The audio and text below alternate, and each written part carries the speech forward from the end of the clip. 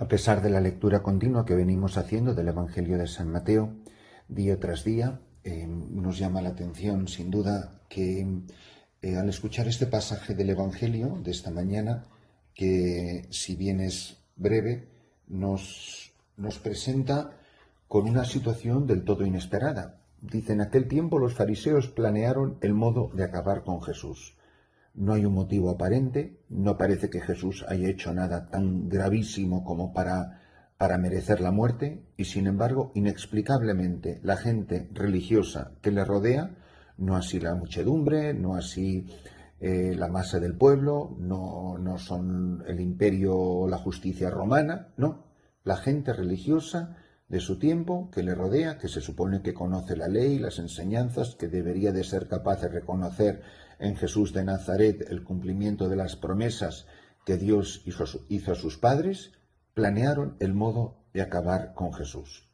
Y Jesús se entera, no puede ser un lenguaje más sobrio, más lacónico.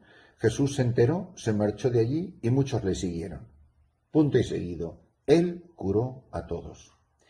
¿Qué contraste tan impresionante se da entre el odio inexplicable, el odio que no tiene razón, que no tiene justificación ninguna, y a continuación nos dice cómo Jesús, imperturbable, sigue haciendo el bien?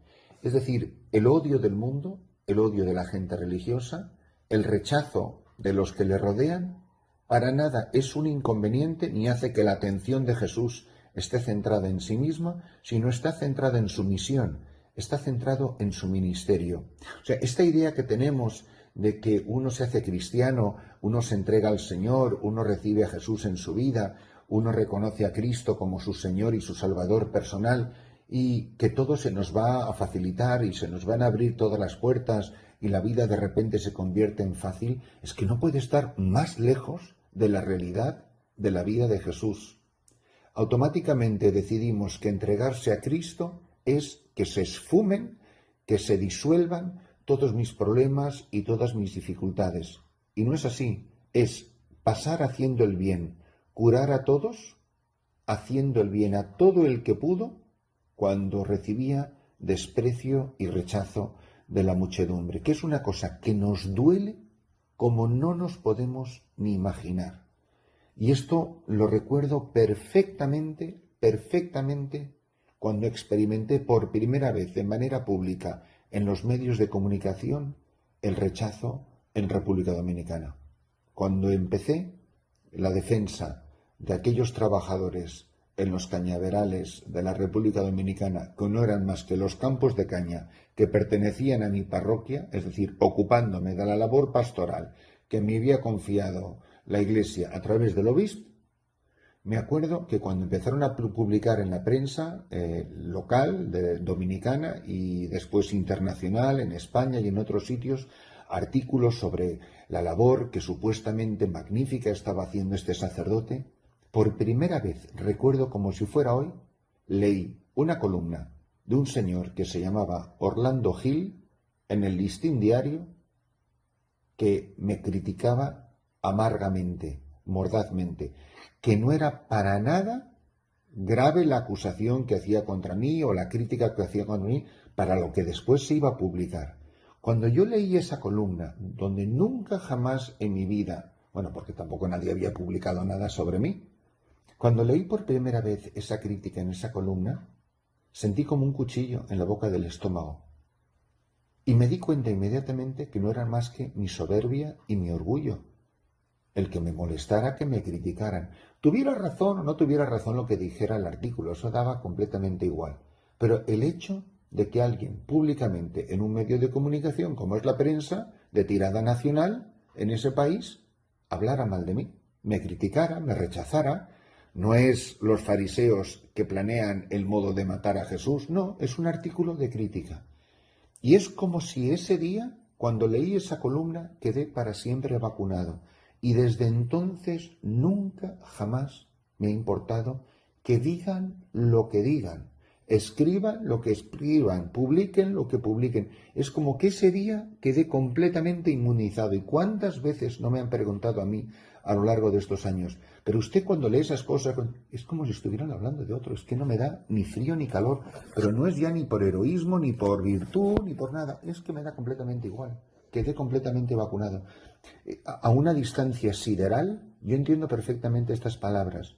Es decir, el cristiano, el sacerdote, no digamos personas que tenemos un oficio público en nombre de la Iglesia, que no es capaz de soportar el rechazo, el desprecio, la crítica, la condena, la descualificación mordaz, no sirve para el reino de Dios, no sirve para el Evangelio. Que se dedique a otra cosa porque lo va a pasar fatal y va a sufrir muchísimo. Es decir, Jesús está viviendo el rechazo de su pueblo, está recibiendo el rechazo de la gente religiosa de su tiempo, simplemente para que se cumpliera, y así lo dice la palabra, y así se cumplió lo que dijo el profeta Isaías. Es decir, él, Jesús de Nazaret, que es mi siervo, es mi elegido, es mi amado y mi predilecto. Pero ¿se pueden decir cosas más bonitas de una persona? ¿No quisiéramos nosotros de verdad oír la voz del Padre que dice que tú y que yo, que es lo que somos? Porque toda persona es eso a los ojos de Dios. Somos siervos de Dios, somos sus elegidos. Dios Padre, antes de la creación del mundo, nos eligió.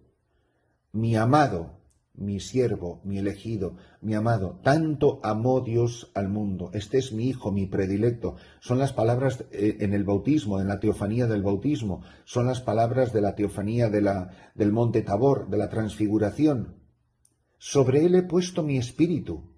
Hemos recibido el espíritu de Jesús para anunciar el derecho a las naciones. Y anunciar el derecho a las naciones significa que los fariseos de turno, y cada uno tenemos nuestros fariseos, van a planear el modo de acabar con nosotros, que puede ser la calumnia o que puede ser la violencia física, que puede ser que arruinen tu carrera, que puede ser lo que sea, da igual. Pero que el enemigo no se va a quedar de brazos cruzados, que siempre vamos a recibir el rechazo y el desprecio. No porfiará. ¿Cuál es la respuesta del siervo, el elegido, el amado, el predilecto? No porfiar, no gritar y no vocear por las calles. ¿Por qué? Porque la caña cascada, seremos una caña cascada, pero nadie la va a quebrar. A veces seremos un pábilo vacilante. Un pábilo vacilante es esa llama de esa lámpara de aceite que a veces vacila porque sopla la brisa, el viento, pero no se apagará. Y esta caña no se quebrará, ese pábilo, la llama no se va a apagar hasta implantar el derecho. En su nombre esperarán las naciones. Esta es la misión de la Iglesia. Que muchas veces pareceremos una caña cascada o un pábilo vacilante, pero nunca jamás se quebrará, porque el Señor la sostiene, el Señor le da fuerzas. Y esa llamita que parece que cualquier brisa la va a apagar, no la subestimemos, no se apagará jamás la luz de Cristo en el corazón de los hombres, que es capaz de soportar la injuria, la infamia, el desprecio. Por eso es importantísimo que todos nosotros esta mañana nos revisemos frente a la crítica, frente al desprecio, frente al rechazo. ¿Cuántas veces dejamos de ser quien sabemos que estamos llamados a ser en la Iglesia para que no nos critiquen, para que no hablen mal de nosotros, para que no se mofen de nosotros, para no ver nuestro nombre ensuciado? Tú tienes tu Orlando Gil, cada uno lo tiene. Cada uno tiene que ver por primera vez su nombre ensuciado, criticado, despreciado, mofado. Ese día quedas vacunado frente al rechazo, frente a los fariseos de turno. Se disfrazarán esos fariseos de virtud, de derechos humanos, de estar acorde con los tiempos. Uno tiene que elegir en la vida a quién va a ser fiel y no puede servir a dos señores. Si vamos a permanecer fieles al Evangelio, si vamos a permanecer fieles al magisterio de la Iglesia, si vamos a permanecer en la comunión de los santos, en la sana tradición de la Iglesia que ha alimentado y nutrido la vida de incontables generaciones de católicos, nosotros sabemos que eso viene con un precio con la convicción de que buscarán la manera de acabar con nosotros y, sin embargo, seremos el siervo, el elegido, el amado y el predilecto. Pero para ser siervo de Dios, para ser su elegido, para que Él pueda decir de mí que soy su amado y su predilecto, yo tengo que defender el derecho en las naciones, hasta implantar el derecho en las naciones. Mirad mi siervo, he puesto sobre él mi espíritu, para que anuncie el derecho a las naciones. Yo no quiero decir con esto, que sería una interpretación barata, que lo que está diciendo el Evangelio cuando usa la palabra derecho, usa la palabra justicia, a lo que se refiere es a la santidad. Ahora, no simplemente una santidad de peana, también quiere decir nuestras relaciones con los hombres, nuestros hermanos. Y no hace falta volver a la reciente parábola del buen samaritano para caer en la cuenta de esto. Yo no puedo dar un rodeo frente a mi hermano que está caído, al hermano derrotado, al hermano humillado o despreciado, al hermano perseguido.